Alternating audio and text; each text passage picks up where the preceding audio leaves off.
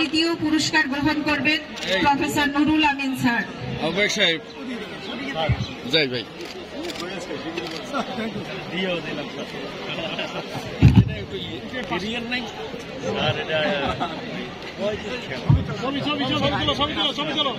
তৃতীয় পুরস্কার গ্রহণ করছেন প্রফেসর নুরুল আমিন স্যার।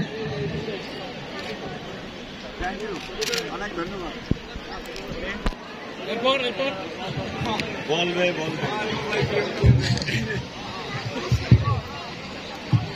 এবারে পুরস্কার গ্রহণ করবেন মোহাম্মদ হেলাল হোসেন প্রভাষক হিসাব বিজ্ঞান এবং মোহাম্মদ রফিকুল ইসলাম উদ্ভিদ বিজ্ঞান প্রভাষক, সকলেই সরকারি ব্রজমোহন কলেজের প্রাক্তন ছাত্র।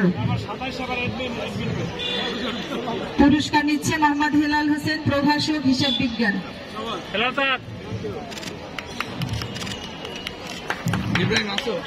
তৃতীয় পুরস্কার গ্রহণ করছে মোহাম্মদ রফিকুল ইসলাম উদ্ভিদ বিজ্ঞান বিভাগ, প্রাক্তন ছাত্র, সরকারি ব্রজমোহন কলেজ।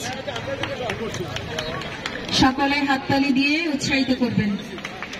ভারসাম্য দৌড় প্রাক্তন ছাত্রী, সরকারি ব্রজমোহন কলেজ। প্রথম হয়েছেন মোসাম্মদ মিম আক্তার, সাবেক শিক্ষার্থী, রাষ্ট্রবিজ্ঞান। পুরস্কার গ্রহণ করার জন্য বলা হচ্ছে প্রাক্তন শিক্ষার্থী মোসাম্মদ মিম আক্তার, সাবেক শিক্ষার্থী, রাষ্ট্রবিজ্ঞান। দ্বিতীয় হয়েছে মুনমুন আহমেদ,